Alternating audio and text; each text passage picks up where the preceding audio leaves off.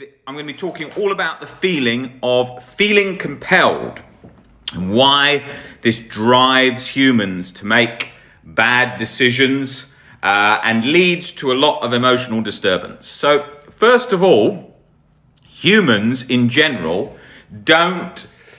The problem that happens is we're easily swayed by our emotions. That's the first thing. So humans are easily swayed by their emotions.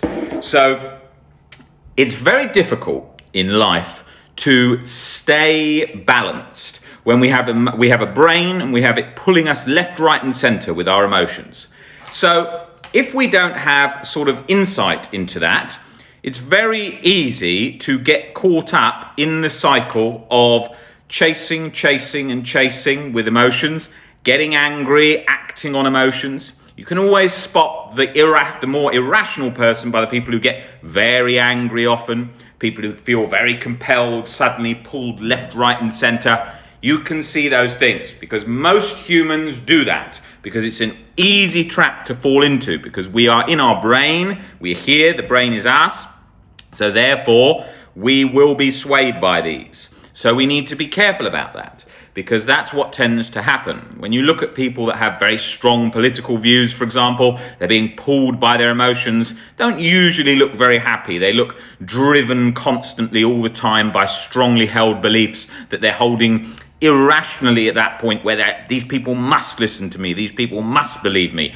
And that's what's leading to them being stuck. Now that's the same as arguing with somebody who's very irrational, feels compelled to tell their story, compelled to say their point of view and has to keep doing it, not listening. That's where they're feeling compelled. So we need to create distance with this kind of thinking. When we're feeling these as strong emotions, I must confess, I must tell people what's on my mind, I must make them realize, I must make them understand. That is where they're really caught in those emotions. Now you see that in everything. You will see that in people that are often appear very wise, but then at another moment they're caught up in that compelling nature and driving to do something. So it's exactly the Albert Ellis phrase, masturbating, because that's what's happening there. And we see that a lot. You see that in so many areas. I often see it always surprises me where you see somebody who seems very intelligent and good understanding of their mind, then completely lose it in situations and get driven down the path that the mind wants to pull them in that moment. So it's wisdom, and learning to be calm in the moment is about learning to observe that and not get caught up. Don't get caught up in the crowd. The crowd as a majority doesn't do this. They're very angry usually. They're not very good at the tools of managing their emotions. They rarely have ever looked into that, and they go along with that at 100 miles an hour. This can be a disaster in all areas of life. It can be a disaster in family relationships. It can be a disaster in investing. It can be a disaster in sport. Family relationships, it will be a disaster because the person is constantly getting angry and yelling at their family. People are constantly thinking they have to tell their family something, or they have to confess this and that, and being compelled by that emotion.